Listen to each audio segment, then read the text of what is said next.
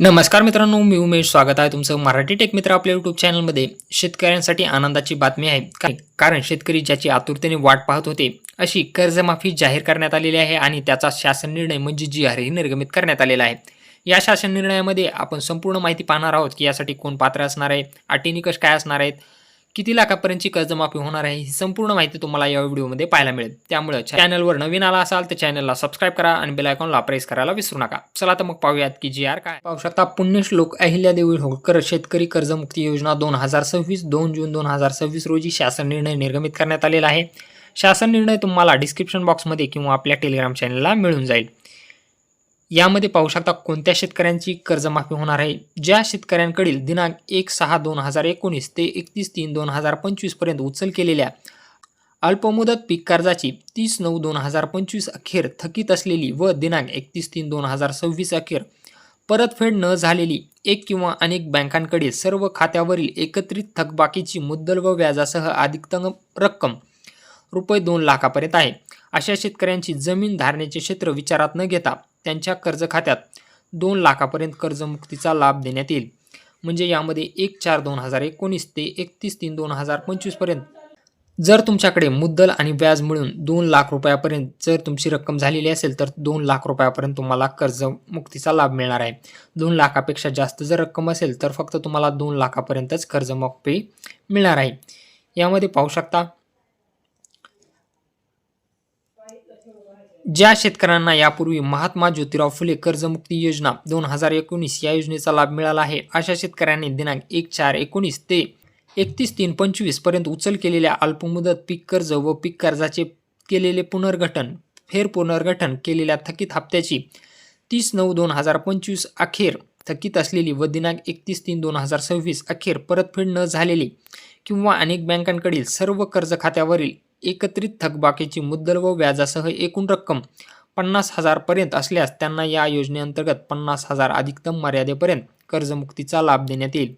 म्हणजे यापूर्वी ज्या शेतकऱ्यांनी कर्जमाफीचा लाभ घेतलेला आहे, त्यांच्याकडे जर एकूण कर्ज थकीत असेल तर त्यांना 50,000 कर्जमुक्तीचा लाभ देण्यात येईल.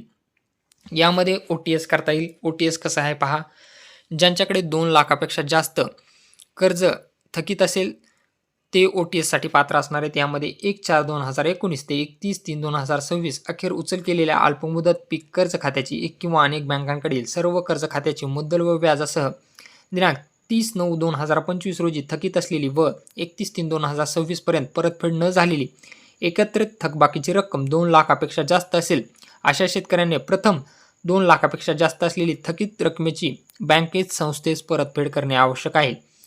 म्हणजे यामध्ये वेगवेगळे तुम्हाला निकष पाहायला मिळतील. हा जी-आर खूप मोठा आहे. यामध्ये प्रोत्साहनपर लाभ जो आहे तो 50,000 देण्यात आलेला आहे. यामध्ये 2022-23, 23-24 आणि 24-25 या 3 आर्थिक वर्षापैकी कोणत्याही 2 वर्षात जर तुम्ही पीक कर्जाची उचल करून आर्थिक वर्षात 30 जूनपूर्वी बँकेच्या प्रचलित नियमानुसार विहित म्हणजे 9 जून जर तुम्ही केलेलं असेल तर तुम्हाला 50,000 रुपयाची प्रोत्साहनपर अनुदान देण्यात येणार आहे. यामध्ये वर्ष लक्षात घ्या, 2022-23, 23-24 आणि 24-25 या 3 वर्षापैकी 2 वर्षामध्ये तुम्ही परतफेड केलेली असणं आवश्यक आहे, तरच तुम्हाला 50,000 प्रोत्साहनपर मिळणार आहेत. तर हा जो जी-आर आहे तो तुम्हाला संपूर्णपणे येथे वाचायला मिळेल. आता याचा आपण शॉर्टमध्ये पाहूयात की जी-आरचा मुख्य यामध्ये कोणकोणते पॉईंट्स आहेत. जी-आरचे महत्त्वाचे मुद्दे येथे लक्षात घ्या.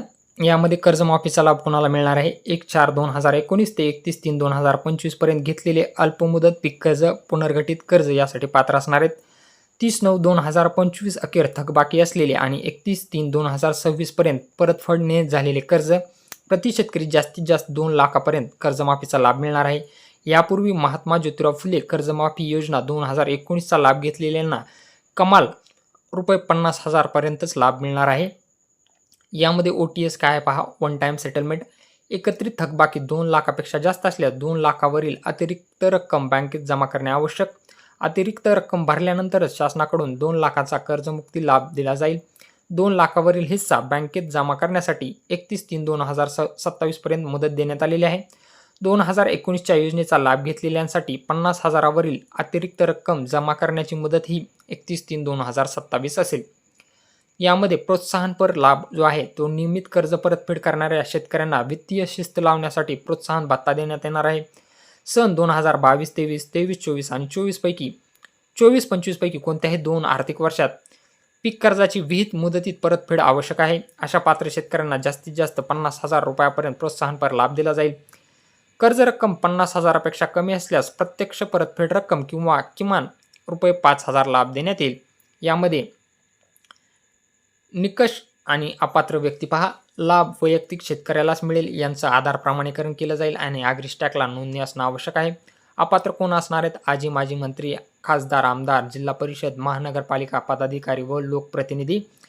त्यानंतर केंद्र व राज्य सरकारचे कर्मचारी, निवृत्ती वेतनधारक, मासिक वेतन किंवा पेन्शन 25,000पेक्षा जास्त असणारे यासाठी अपात्र असणार आहेत. शेतीबाह्य उत्पन्नावर आयकर भरणारे व्यक्ती आणि सहकार कारखाने, सूतगिरणीदाराचे संचालक व पदाधिकारी यांनाही कर्जमाफीचा लाभ मिळणार नाही. तर अशा प्रकारे ही संपूर्ण माहिती आहे. यामध्ये कोणाला कर्जमाफी मिळणार आहे, कोणाला मिळणार नाही, ही संपूर्ण माहिती देण्यात आलेली आहे. व्हिडिओ आवडला असेल तर व्हिडिओला लाईक करा. यासंबंधी तुमचे काही प्रश्न असतील तर कमेंट बॉक्समध्ये नक्की विचारा. व्हिडिओ आवडला असेल तर व्हिडिओला शेअर करायला विसरू नका.